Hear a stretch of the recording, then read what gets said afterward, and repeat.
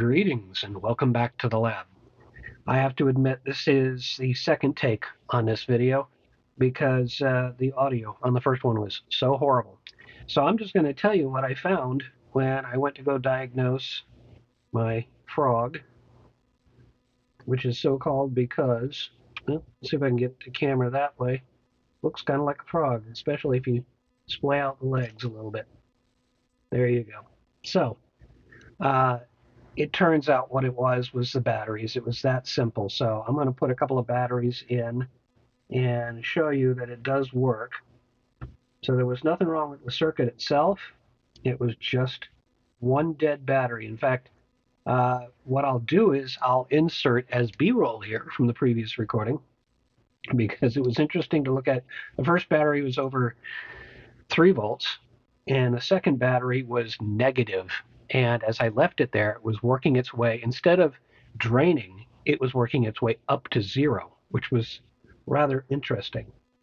But I'm going to come back from the B-roll now, and I want to show you this working. So the first time I hit it, it's going to go solid. Yeah, there we go. It's working with 2 fresh batteries in it, or actually fresh from these devices. I've just been saving the batteries as I've been taking them apart. And now I know I got to test the batteries too. And also I got to wipe them all down because who knows what was on those batteries. If you want to see it blinking, I'm going to warn people with photosensitivity, go ahead and close your eyes. We'll see what it looks like blinking. In fact, I'll turn it towards the other camera. And you can see, let me see if I can't actually push it with my finger. There we go. We're flashing. Hit it again. Slower flash. And then off. You can open your eyes now. So that's what it was. It was that simple, just a dead battery that came with it. The rest of the circuit seems to be working. And the plan at this point, all right, just to give you a rough idea, I'm going to go ahead and do a 3D, I'm going to design a 3D object. And if you look at it from top down, it'll be roughly circular. Actually, I think it's going to be an octagon, although I'm toying with the idea of kind of flaring it out at the bottom to look more like a stem of a plant or the trunk of a tree, something like that. I thought that would be kind of an interesting thing to try and sculpt, but that may be quite difficult because my skill set's not quite there with the 3D yet. But then the idea is I can take, let me get the batteries out of here. If I can. There's 1. There's 2. And then this should just pop out pretty much. There we go. So there's this thin circuit board.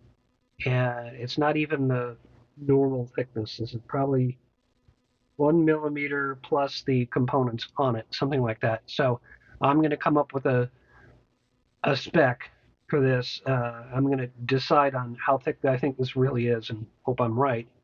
Then I'm going to put slots in this, kind of like that, so that this could then fit down inside that slot. Wow, it's surprisingly close. I hope the 3D print doesn't have to be this big because it's supposed to be a flower, not the trunk of a tree. So we'll figure it out though. And I'll be able to stick it down like that. Now, the other thing that gets in the way, the LEDs are here, but right now if I do it this way, then they're going to be pointing straight up. Even if I turn it around, they're still pointing straight up. I want to be able to bend them over so they're radiating outward.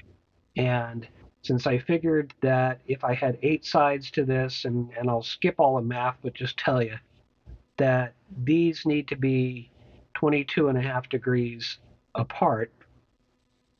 So I want to splay them out a bit when I do this.